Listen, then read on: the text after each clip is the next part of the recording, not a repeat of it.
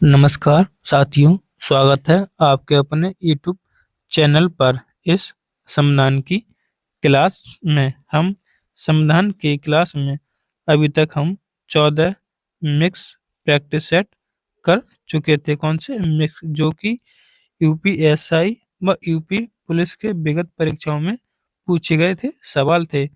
आज हम आज एक टॉपिक पर बात करने वाले हैं, मुख्य उद्देशिका से। यानी मुख्य उद्देशिका से कितने सवाल पूछे गए थे यानी विगत परीक्षा में। अगर आपको हमारी यह क्लास पसंद आ रही हो तो हमारे चैनल को जरूर सब्सक्राइब व वीडियो को लाइक व शेयर जरूर करें। आइए, आप उसका पहला सवाल है, भारतीय संविधान को कब अपनाया गया था? कब अपनाया गया था? 26 जनवरी 1951? तो ये नहीं, हमारा ऑप्शन ए गलत। 26 जनवरी 1949? यह नहीं। 26 नवंबर 1949 यानी हमारा ऑप्शन सी सही। यानी 26 नवंबर 1949 को भारतीय संविधान को अपनाया अंगीकृत किया गया था। 26 जनवरी 1950 को संविधान लागू हुआ, यानी हमारा ऑप्शन डी में लागू और ऑप्शन सी में अपनाया गया था। अगला प्रश्न नंबर 2, निम्नलिखित में से किस तिथि को भारतीय संविधान लागू हुआ? तो हमारा ऑप्शन ए 26 जनवरी 1950 को लागू। अगला प्रश्न नंबर 30, भारतीय संविधान के दिन लागू किया गया था? तो ये 26 जनवरी 1950 के दिन लागू किया गया था। यह उद्देशिका से पूछे गए प्रश्न है, यानी सेम टू सेम, जो जैसे 20 जुलाई 2017 में पूछा गया। तो यह सवाल मैंने आपको दिया है। अगला प्रश्न नंबर 4, भारतीय संविधान की किस तिथि के दिन अंगीकृत किया गया? अंगीकृत कब हुआ था? 26 नवंबर 1949 को अंगीकृत किया गया था। 26 जनवरी 1949 को। अब इसमें है हमारा ऑप्शन बी, मिति मार्ग शीर्ष शुक्ल सप्तमी संवत 2006 विक्रमी, यानी हमारा इसमें ऑप्शन सी सही है। 2011 की परीक्षा में पूछा गया सवाल है। प्रश्न नंबर 5, भारत का गणतंत्र के रूप में जन्म कब हुआ? तो संविधान कब लागू हुआ? 26 जनवरी 1950 को लागू हुआ था। तो इसी दिन गणतंत्र के रूप में जन्म हुआ, यानी हमारा ऑप्शन ए सही है। अगला प्रश्न नंबर 6, प्रस्तावना के अनुसार भारतीय संविधान का अपना अधिकार किससे प्राप्त है? तो हमारा सही जवाब होगा ऑप्शन ए, भारत की जनता से प्राप्त। अगला प्रश्न नंबर 7, भारतीय संविधान की प्रस्तावना में निम्नलिखित में से किस मूल शब्द का उपयोग यह दर्शाने के लिए किया गया है कि भारत में एक राष्ट्र का निर्वाचित प्रमुख होता है? तो हमारा ऑप्शन डी गण राज्य, हमारा ऑप्शन डी गण राज्य। अगला प्रश्न नंबर 8, भारत एक गणतंत्र है, इसका क्या अर्थ है? सभी मामलों में अंतिम अधिकार जनता के पास, ये वाला गलत। भारत में संसदीय शासन व्यवस्था, ये गलत। तो हमारा ऑप्शन सी सही है, भारत में मानसन हुआ शासन नहीं है, यानी हमारा ऑप्शन बी सही है। भारत एक गणतंत्र है क्योंकि यहाँ पे भारत में भाषण व शासन नहीं है, यानी हमारा ऑप्शन सी सही। अगला प्रश्न नंबर 9, भारतीय संविधान में कौन सी वस्तुपरक संकल्प में मौलिक प्रतिबद्धताओं की वह सूची है जिसे हमारे संविधान में स्थान दिया गया है? तो हमारा ऑप्शन इसमें डी सही है, समानता, स्वतंत्रता, भ्रातृत्व, लोकतंत्र और संप्रभुता, हमारा ऑप्शन इसमें डी सही। अगला प्रश्न नंबर 10, प्रस्तावना में कौन सा शब्द यह दर्शाता है कि भारत ना तो किसी अन्य राष्ट्र के अधीन है और ना ही उपनिवेश है, बल्कि एक स्वतंत्र राष्ट्र है? तो गणतंत्र नहीं दर्शाता, लोकतंत्र नहीं, न्याय नहीं। तो हमारा ऑप्शन बी सप्रभु दर्शाता है शब्द। हमारा ऑप्शन बी सही। अगला प्रश्न नंबर 11, भारतीय संविधान की प्रस्तावना में प्रयुक्त निम्नलिखित में से किस शब्द पद का अर्थ विशेषाधिकार का अभाव है? तो हमारा ऑप्शन ए समानता। हमारा ऑप्शन ए सही है। विशेषाधिकार का अभाव है, किसका? समानता का अभाव है।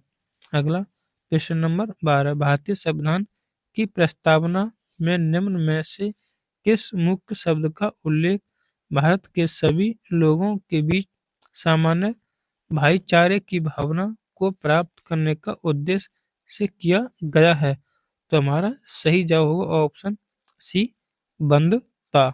अगला प्रश्न नंबर 13, भारतीय संविधान की उद्देशिका में बंधुता शब्द क्या तात्पर्य है? तो इसका है भाईचारा, यानी हमारा ऑप्शन सी सही। अगला प्रश्न नंबर 14, भारतीय संविधान की उद्देशिका में अब तक कितनी बार संशोधन हुआ है? तो हमारा सही जवाब होगा ऑप्शन सी, एक बार। वो कौन सा संविधान था?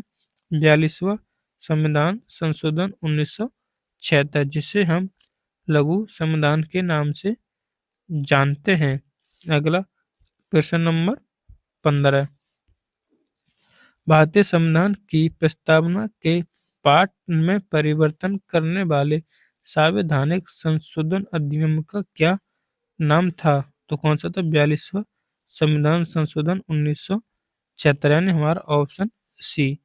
अगला प्रश्न नंबर 16, किस वर्ष में समाजवाद, पंथ निरपेक्ष, एकता और अखंडता शब्द को प्रस्तावना में शामिल किया गया था? तो आपका 42वां संविधान संशोधन 1976 ने हमारा ऑप्शन डी बिल्कुल सही जवाब। अगला प्रश्न नंबर 17, भारत के संविधान में पंथ निरपेक्ष शब्द किस वर्ष जोड़ा गया? तो हमारा 76वें संविधान के तहत जोड़ा गया, यानी 42वां संविधान संशोधन 1976, यानी हमारा ऑप्शन सी सही। अगला प्रश्न नंबर 18, समाजवादी शब्द किस वर्ष उद्देशिका में जोड़ा गया? तो ये उसका ऑप्शन सी 1976 में। अगला निम्नलिखित में से भारत में एक धर्मनिरपेक्ष राज्य बनाता है कौन सा? मूल अधिकार? यह नहीं। नवी अनुसूची? ये नहीं। नीति निर्देशक? यानी तो हमारा ऑप्शन डी संविधान की प्रस्तावना। संविधान की प्रस्तावना भारत को एक धर्मनिरपेक्ष राज्य बनाती है, यानी हमारा ऑप्शन डी सही। अगला प्रश्न नंबर 20, भारतीय संविधान की प्रस्तावना में समाजवाद शब्द के संशोधन के अंतर्गत जोड़ा गया था? तो इस आंसर को आपको कमेंट बॉक्स में बताना है कि संविधान के तहत जोड़ा गया था। अगला प्रश्न 21, उद्देशिका को के मामले में भारत के संविधान का हिस्सा माना गया था? तो आपका सही जवाब होगा ऑप्शन बी, केशवा भारती बनाम केरल राज्य 1973 में अन्य उद्देशिका को संविधान का हिस्सा माना गया, लेकिन बेरूवारी यूनियन केस के मामले में उद्देशिका को संविधान का हिस्सा नहीं माना गया था, जो कि 1961 का केस था। अगला प्रश्न नंबर 22, निम्नलिखित में से कौन सा शब्द 26 नवंबर 1949 में गृहीत भारत के मूल संविधान की प्रस्तावना का हिस्सा नहीं था? तो हमारा ऑप्शन डी, क्योंकि है 42वें संविधान के तहत जोड़ा गया था, नहीं हमारा ऑप्शन डी मूल संविधान का शब्द नहीं था। अगला प्रश्न 23, निम्नलिखित में से कौन सी विशेषता भारतीय संविधान की प्रस्तावना का हिस्सा नहीं है? तो हमारा ऑप्शन बी संघवाद। अगला प्रश्न नंबर 24, निम्नलिखित में से कौन सा शब्द भारतीय संविधान की प्रस्तावना में उल्लेखित नहीं है? तो हमारा ऑप्शन बी साम्यवादी। अगला प्रश्न नंबर 25, 26 नवंबर 1949 को गृहीत मूल भारतीय संविधान की प्रस्तावना में निम्नलिखित में से किस शब्द का उल्लेख नहीं है।